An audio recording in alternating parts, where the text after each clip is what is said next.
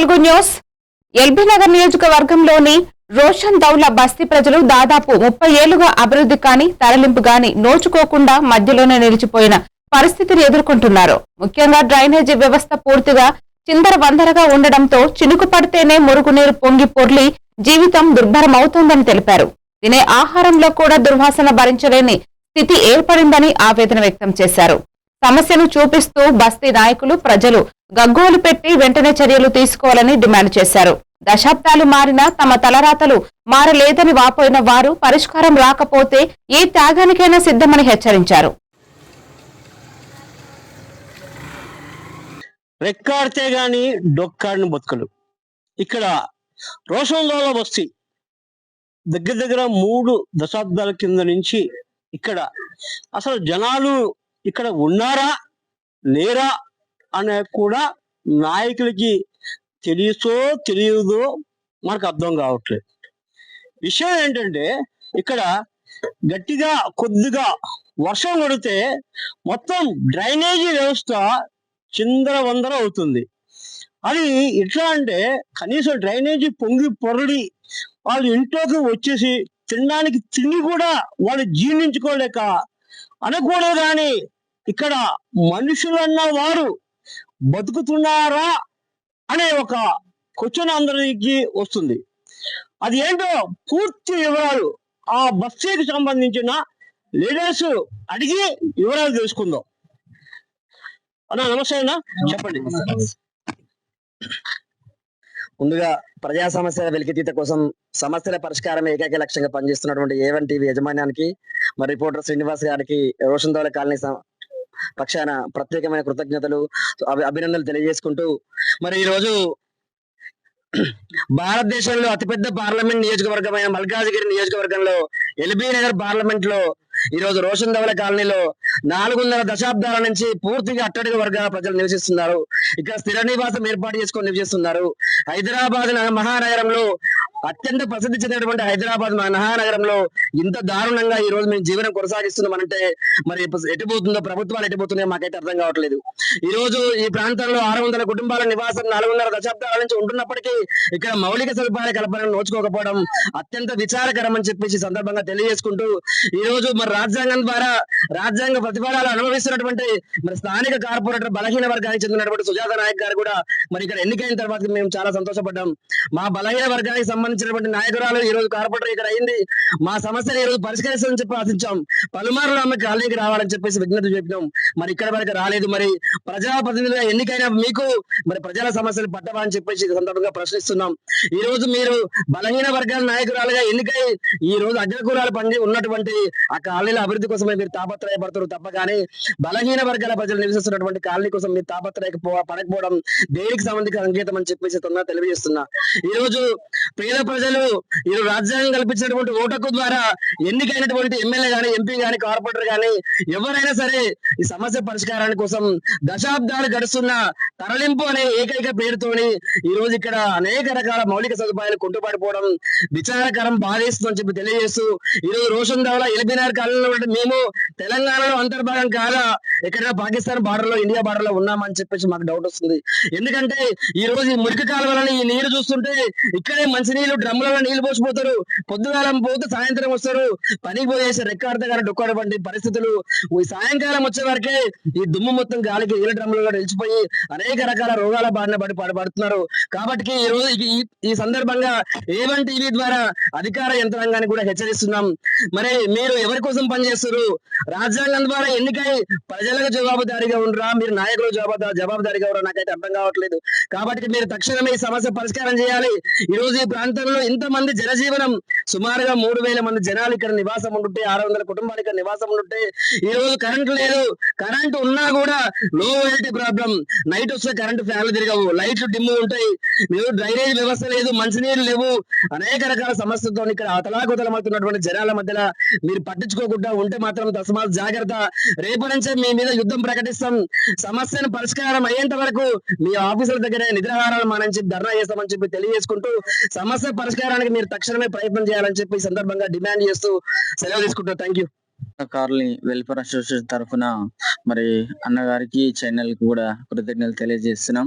ఇక్కడ ఈ కాలనీలో ఈ ప్రాంతంలో చూసినప్పుడు అయితే అసలు వీళ్ళు మనుషుల్లా జీవిస్తున్నారు అనడం చాలా బాధాకరము. ఈ ప్రాంతానికి ఇక్కడ వచ్చి మేము వెరిఫికేషన్ చేసి చూసాము. చాలా ఈ డ్రైనేజ్ సమస్యతోను, ఈ వాటర్ తోను, ఆ జ్వరాలతో వేదన బాధలు పడుతున్నారు. అసలు వీళ్ళు మనుషుల్లా బ్రతకడం లేదు ఇక్కడ. దయచేసి కాబట్టి అధికార యంత్రాంగము మరి అమ్మ తల్లి సుజాత నాయక్ మా సామాజిక వర్గం అని చాలా సంతోషపడ్డాము నువ్వు గెలిచినప్పుడు.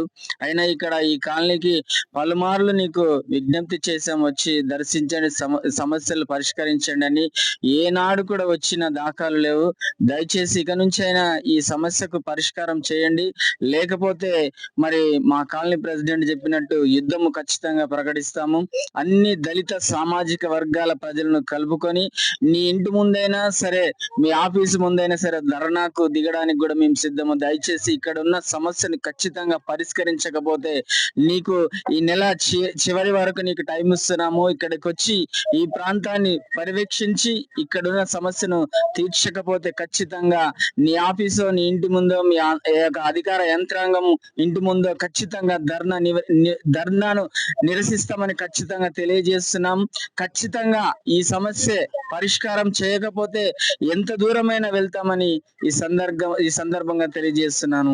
మాకు డ్రైనేజ్ నీళ్ళు వస్తున్నాయి. మాకు పెద్ద సమస్య ఉంది. వర్షాలు వస్తే ఇళ్ళకి నీళ్ళు వస్తున్నాయి. మాకు పరిష్కారం చేయండి. చిన్న చిన్న పిల్లలు ఉన్నారు, జ్వరాలతోటి పడుతుర్రు. మేము ఎట్లా చేయాలా?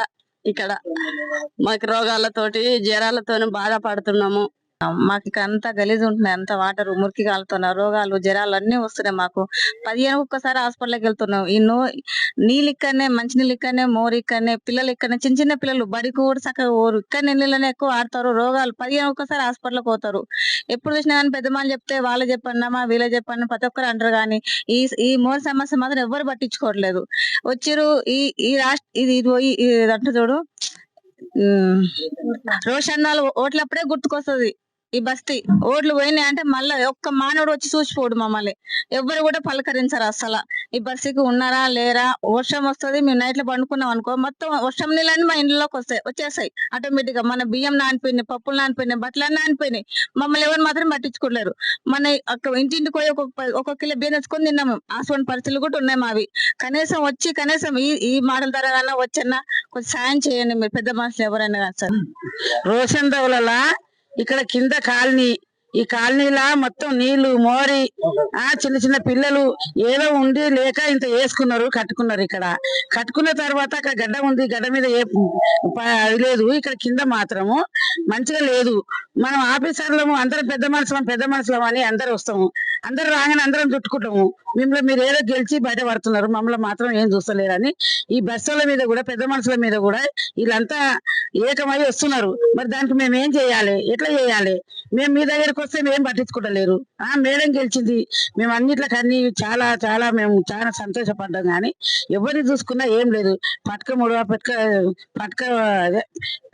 పట్క అన్నట్టు ఏదో ఉందిగా విన్నవా. ఇప్పుడు వచ్చి మాకు ఏదో ఒకటి చేయాలి, న్యాయం చేయాలి. ఈడ చిన్న పిల్లలు ఉన్నారు నీళ్ళలో. నిన్న నాతో ఒక పిల్ల కొట్టుకుపోయింది, అది చిన్న మోరికాడ పడిపోయింది, పట్టుకున్నాం. ఇప్పుడు హాస్పిటల్లో ఉంది. ఏం చేయాలి మరి? వీళ్ళు ఎట్లా బతుకుతారు? అంత బీద వాళ్ళ ఉన్నాం, వీడ కష్టం చేసుకొని బీద వాళ్ళ ఉన్నాం, కూలికి పోతున్నాం పొద్దున్న లేస్తే. అయితే విషయము ఇప్పుడు ముఖ్యంగా చెప్పాలంటే దగ్గర 30 years పైన ఈ రోషన్ దోల ఏర్పడి ఉంది. కానీ అక్కడి నుంచే సమస్యలు. ఇక్కడ డిఫెన్స్ పక్కన ఉన్నది. ఇది ఎప్పుడు చూసినా డిఫెన్స్ నుంచి ఇక్కడ తరలిస్తామనేసి ఒక ప్రతిపాదన, రెండు ఇది అభివృద్ధికి ఏమో అటు ఇటు కాకుండా నోచుకుని ఉన్నది. ఇక్కడ చాలా మంది లీడర్స్ ఉన్నారు. లీడర్స్ వాళ్ళ వంతు యొక్క ఇక్కడ ఏ సమస్య ఉందో నాయకుల దగ్గర తీసుకెళ్తున్నారు. కానీ సమస్య అనేది పూర్తిగా అది కావట్లేదు. ఇప్పుడు అందుకే వాళ్ళు ఒకటి నిర్ణయించుకున్నారు, ఇది అటు ఆచి చూచి అడిగేయాలంట కదా, దేనికైనా రెడీ. ఇక్కడ బలవంతమైన సర్పము చలిచీమలతో చిక్కి సాగును సుమతే. ఇక్కడ బలహీన వర్గాలు ఎంతమంది ఉన్నా కూడా, ఎంతో త్రాచుభావమైన ఏదైనా సరే వాళ్ళు పట్టుకోలేదనుకో, ఆ త్రాచుభావం కూడా చనిపోతుంది. వాళ్ళు చెప్పేది కరెక్ట్ గా ఇదే. డ్రైనేజీ వ్యవస్థ అన్నది కరెక్ట్ గా మాకు చేస్తే ఓకే, లేదంటే దేనికైనా రెడీ. ఇంకొక విషయం ముఖ్యంగా చెప్పాలంటే మొత్తం బీఆర్ఎస్, బీజేపీ, కాంగ్రెస్ అత్యున్నత మహారాజులు రోషన్ దౌలాన్ని ప్రాతినిధ్యం వస్తున్నారు. బీజేపీ తరఫున ఈటెల రాజేందర్, బీఆర్ఎస్ తరఫున ఎమ్మెల్యే సుధీర్ రెడ్డి, కాంగ్రెస్ తరఫున ఎవరు మన కాంగ్రెస్ చైర్మన్, ప్రచార కమిటీ చైర్మన్ మధు యాష్కి గౌడ్. వీళ్ళు తలుచుకుంటే కనీసం ఒక 1 month లో ఈ యొక్క రోషన్ దౌల రూపురేఖలు మారిపోవడం ఖాయం. కానీ మరి ఎందుకు పట్టించుకోవట్లేదు, దేనికి పట్టించుకోవట్లేదు అర్థం కావట్లేదు.